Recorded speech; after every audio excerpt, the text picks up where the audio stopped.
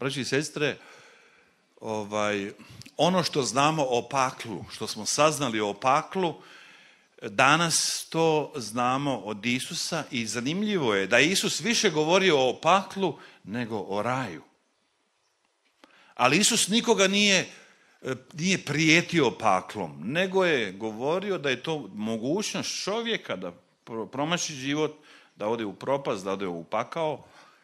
I od Isusa znamo da postoji pakao, ali da postoji raj. To nam kaže Božja riječ.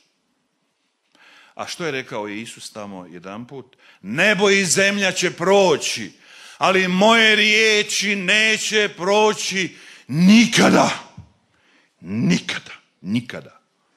I druga stvar, ono što treba reći, ovo što malo prije čuli, što je Damir pročitao, ovaj tekst, to je istiniti događaj. To nije priča, to nije nešto izmišljeno, nego to se stvarno uistinu dogodilo, braćo i sestre. Zato što Isus zna, on je gospodar života, gospodar smrti, on zna što se događa na zemlji, na životu, a što se dogodilo poslije smrti. I sada postavlja se uvijek pitanje, koji je to grijeh taj bogataš učinio? To je šok kad čitamo to evanđelje, da je tako završio tragično, da je poslije smrti završio u paklu. I braći i sestre, zato sam ovdje danas, izabrao sam ovo evanđelje, da pomognem vama da nikada ne doživite istu sudbinu, da ne učinite isti grijeh koji je učinio taj bogataš i koji je završio tako tragično poslije smrti u mukama, u paklu.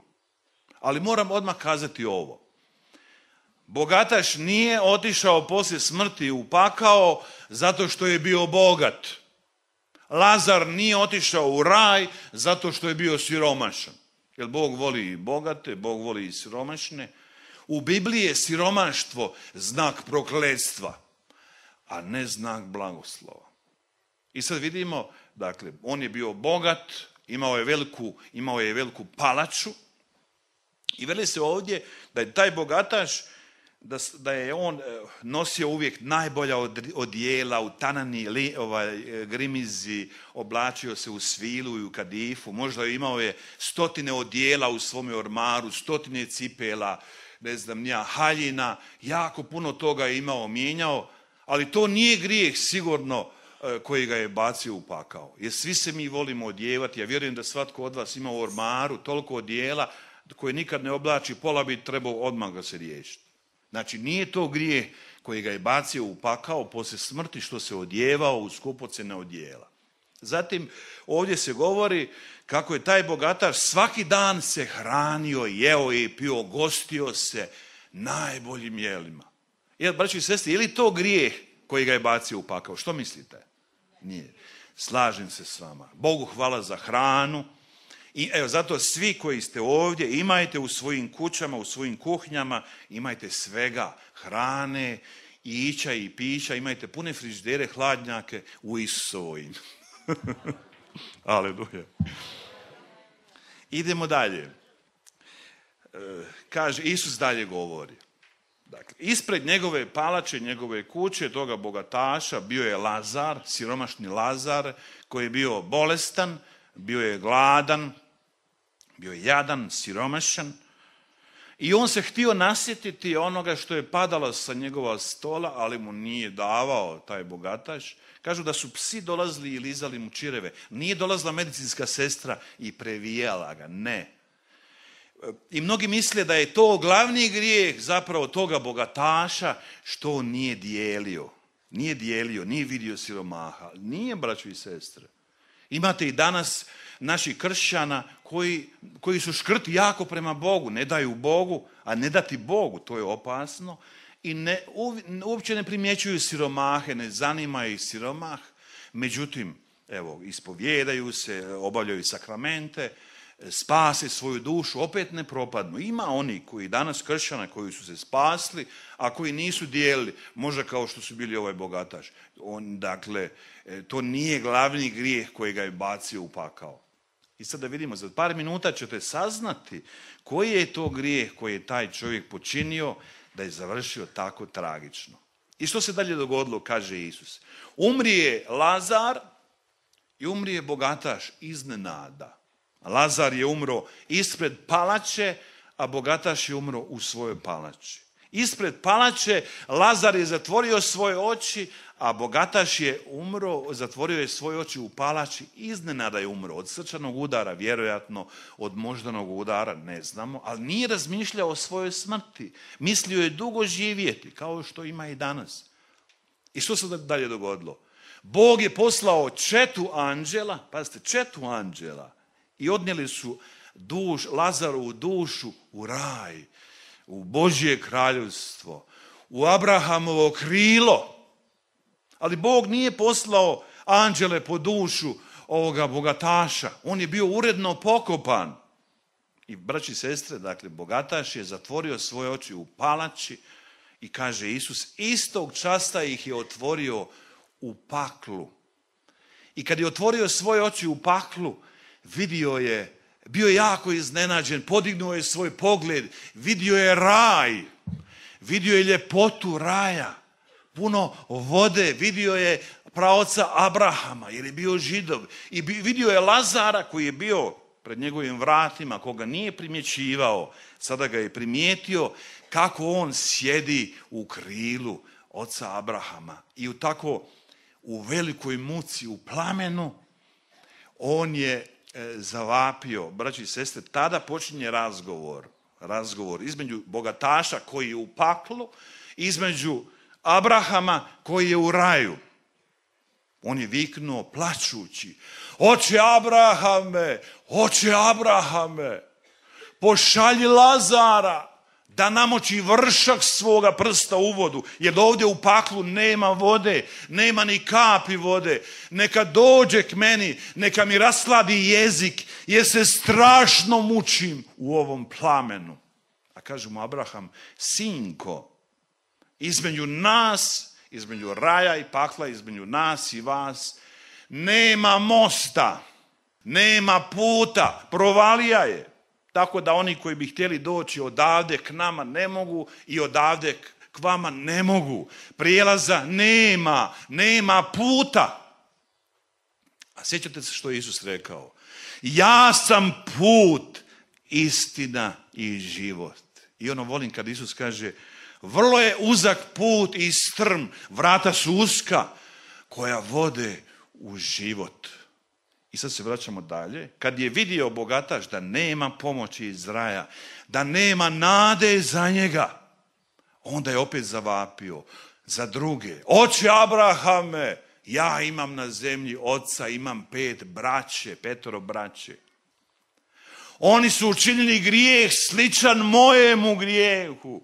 Pošalji Lazara, neka ih opomene, neka im rekne pozdrav od vašeg brata iz pakla, da se oni i meni ne bi pridružili.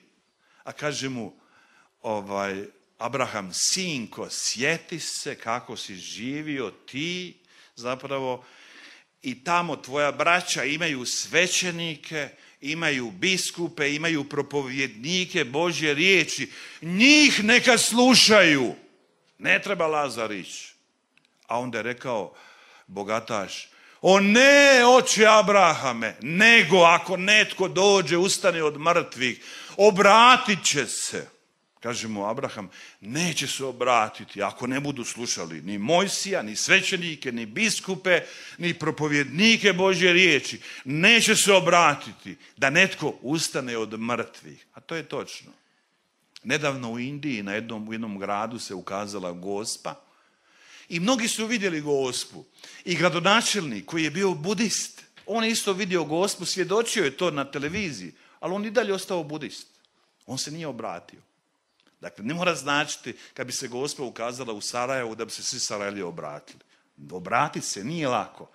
Vama vjernicima, nama svećenicima, nije lako se obratiti, časnim sestrama, a osobito biskupima.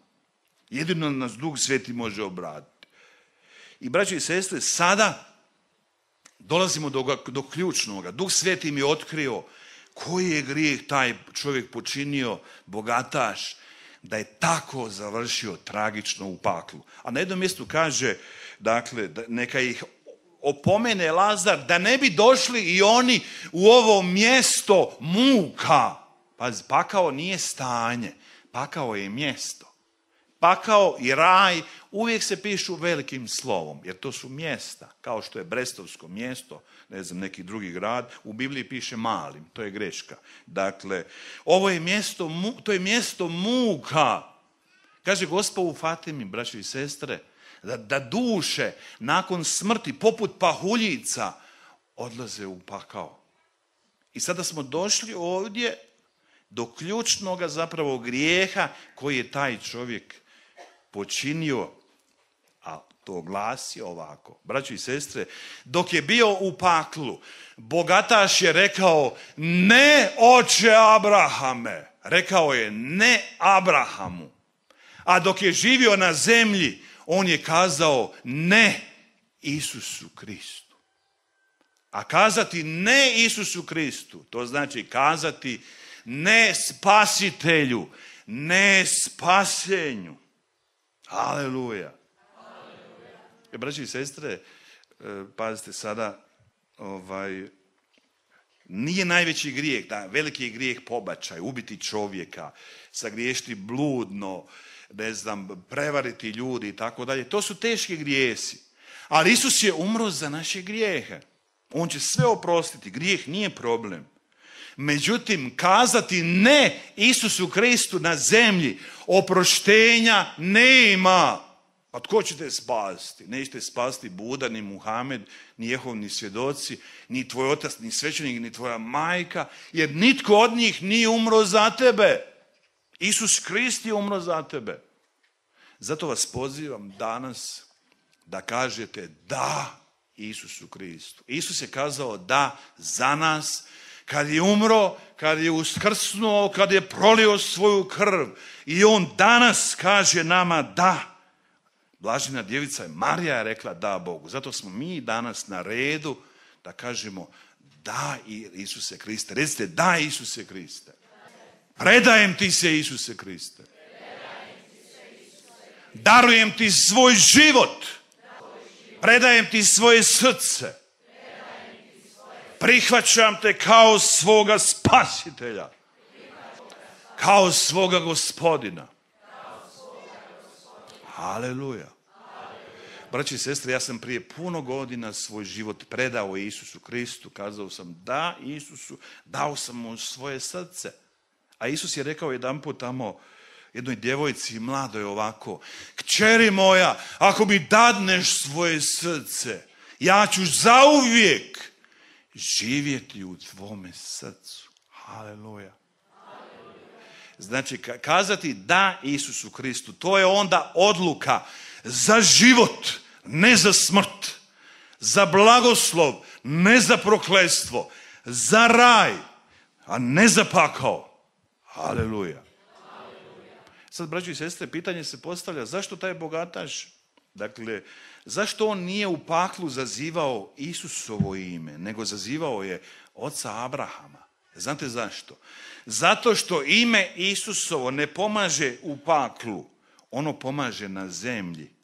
Isus nije za nas se utjelovio u paklu, u raju, u čistilištu, nego na zemlji. Zato dok ste živi, možete, imate šanse i danas u svetoj misiji predati svoje živote Isusu Kristu. Jer, braći i sestre, kazati da Isusu Kristu uvijek mora ići i kazati ne grijehu, ne vraćanju, ne zaklinjanju Bogom, ne proklinjanju, ne gatanju, ne osveti, ne mržnji. Jer kazati da Isusu Kristu, a sutra ideš griješiti, živiš starim načinom života, onda to ne vrijedi kazati da Isusu. Kazati da Isusu Kristu i ne grijehu, ne sotoni, to je ulaznica za nebo, putovnica za Božje kraljevstvo. Aleluja! Zato, braći i sestre, to je poruka današnjega dana, koliko nas ima danas ovdje.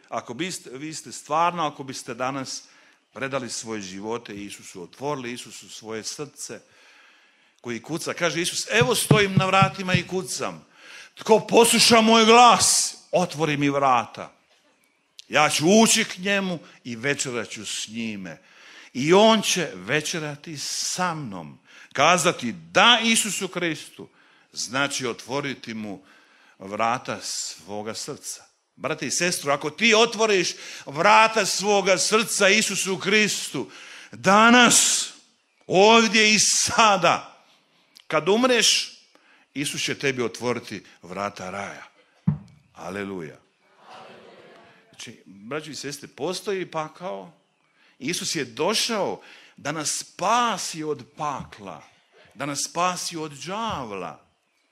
Da ne postoji pakao, da ne postoji i đavao, Isus ne bi došao na zemlju. On je zato došao da ne propadneš i u duši i u tijelu. Pa evo, neka ova duhovna obnova ovdje, ova trodnevnica i danas, neka tako djeluje na vas da stvarno budete 100% Isusovi predani. Jer, braći i sestre, znate kako kad se muž i žena vjenčavaju u crkvi, mladić i djevojka, dokle god ne kažu da jedno drugom, ja ljubit ću te, hoću, poštivat ću te do smrti, do groba, obećajem ti vjernost u dobru i u zlu, u zdravlju i bolesti, ljubit ću te i poštovati, tako mi pomogao Bog, blažena djevica Marija. Kad to izgovore jedno drugome, onda su oni jedno, onda postoji brak. Onda su zajedno, sve zajedno dijele. Tako i mi, kad kažemo da Isusu Kristu, kad kažemo ne grijehu, kad se predamo Isusu, mi ulazimo u jedan duhovni brak s Isusom, ulazimo u zaruke s Isusom i, braći i sestre, onda mi sve dijelimo s Isusom. Da kao što muž i žena u braku dijele sve, i auto i novce, sve je zajedničko. Tako kad se mi predamo Isusu potpuno, kad postanemo jedno, onda Isus nikad od nas neće tražiti rastavu, razvod. Jer Isus je vjeran Bog i on nas hoće ispuniti povjerenjem. Zato je to moja poruka, braći i sestre, danas. Nemojte se prenemagati, da se ne bi strmoglavili u propast. Nego danas je došlo vrijeme spasa.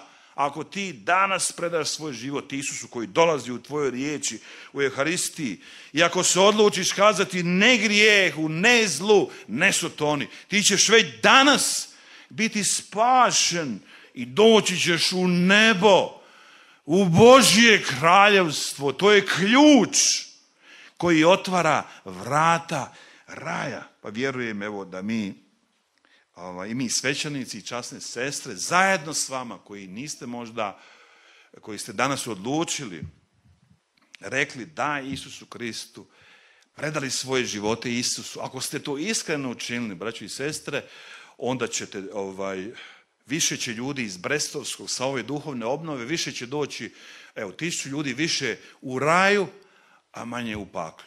To znači, neka ta duhovna obnova, ova trodnevnica, tako djeluje na sve nas. Da raj bude pun onih koji su bili na trodnevnici u Brestovskom, sa nama fratrima, časnim sestrama koje tamo mole za nas, i sa vama, da raj bude pun